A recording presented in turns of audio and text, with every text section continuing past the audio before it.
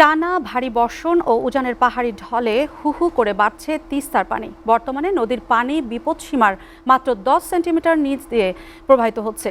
পানি উন্নয়ন বোর্ড আশঙ্কা করছে যে কোনো মুহূর্তে এই পানি বিপদসীমা অতিক্রম করে নিম্ন অঞ্চলে স্বল্প মেয়াদী বন্যার সৃষ্টি হতে পারে। এতে গত 2 মাসের ব্যবধানে তৃতীয়বারের মতো বন্যার আতঙ্কে দিন কাটছে তিস্তাপাড়ের মানুষের। এ বিষয়ে বিস্তারিত জানাতে লালমনিরহাট থেকে যুক্ত হচ্ছে সহকর্মী খায়রুল ইসলাম।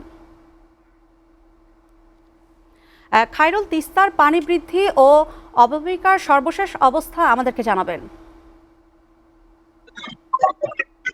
লিম্পা, আপনি যেমনটি বলছিলেন, তিস্তা নদীর পানি কিন্তু সতর্ক সীমার একদম কাছাকাছি প্রবাহিত হচ্ছে এবং পানি উন্নয়ন বোর্ড এবং বন্যা সতর্কীকরণ কেন্দ্রের যে তথ্য তা আগামী 24 থেকে 48 ঘন্টার মধ্যে তিস্তা নদীর পানি বিপদ সীমার উপর দিয়ে প্রবাহিত হচ্ছে। আমি এই মুহূর্তে রয়েছি লালমনিরহাট সদর উপজেলার কালমাটি নামক জায়গায় এবং একদম তিস্তা নদীর পাড়ে গতকাল রাত থেকে কিন্তু টানা ভারী বর্ষণ হচ্ছে লালমনিরহাটে এবং এই কারণেই তিস্তার পানি বিপদসীমার একদম কাছাকাছি দিয়ে প্রবাহিত হচ্ছে। আমরা পানি উন্নয়ন বোর্ডের কাছ থেকে আজকে সকালের তথ্য নিয়েছি, তা অনুযায়ী আজকে সকালে পানি উন্নয়ন বোর্ডের তথ্য অনুযায়ী তিস্তা নদীর পানি সতর্ক সীমার 10 সেন্টিমিটার নিচে দিয়ে প্রবাহিত হচ্ছে। অর্থাৎ এখন পর্যন্ত কিন্তু তিস্তায় বন্যার সৃষ্টি হয়নি, তবে পানি উন্নয়ন বোর্ড আশঙ্কা করছে যে আগামী 24 থেকে 48 ঘন্টায় কিন্তু তিস্তা নদীর পানি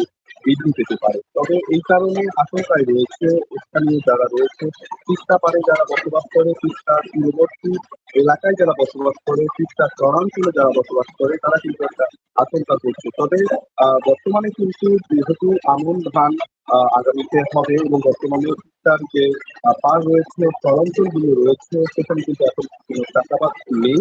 মোটামুটি ফসল যা ছিল তা কিন্তু ঘরে উঠে গেছে। তো সর্বোপরি তিস্তার পানি এখন বিপদসীমার কিন্তু নিচ দিয়ে প্রবাহিত হলেও ভারতের আসাম, মেঘালয়, পশ্চিমবঙ্গ রাজ্যে ভারী থেকে অতি ভারী বৃষ্টিপাত হওয়ার কারণে তিস্তা নদীর পানি যে বাংলাদেশের আমাদের তিস্তার যে পার রয়েছে, তিস্তার তীরবর্তী যে অঞ্চল রয়েছে, এর যে নিম্নাঞ্চলগুলো রয়েছে এবং চরাঞ্চলগুলো রয়েছে তা প্লাবিত হয়ে স্বল্প মেয়াদী বন্যার দেখা দিচ্ছে।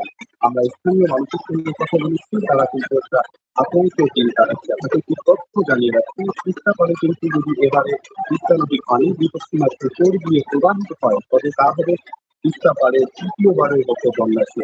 এর আগে তিস্তা পারে একবার তিস্তা নদীর পানি বিপদসীমার 1 সেন্টিমিটার উপর দিয়ে প্রবাহিত হয়েছিল, আর একবার তিস্তা নদীর পানি বিপদসীমার 7 থেকে 11 সেন্টিমিটার উপর দিয়ে প্রবাহিত হয়েছিল এবং এই তৃতীয় ধাপে তিস্তা নদীর পানি বিপদসীমার উপর দিয়ে প্রবাহিত হতে পারে। আমরা প্রশাসনের সঙ্গে কথা বলেছি, তারা আমাদেরকে জানিয়েছে যে বিষয়টি সার্বিক পর্যবেক্ষণ করা হচ্ছে, বন্যা পরিস্থিতি যদি অবনতি হয় তবে তাদের পুনর্বাসনের চেষ্টা করা হচ্ছে। তো এই ছিল আমার কাছে লালমনিরহাট থেকে তিস্তা পাড়ের খবর। লিম্পা।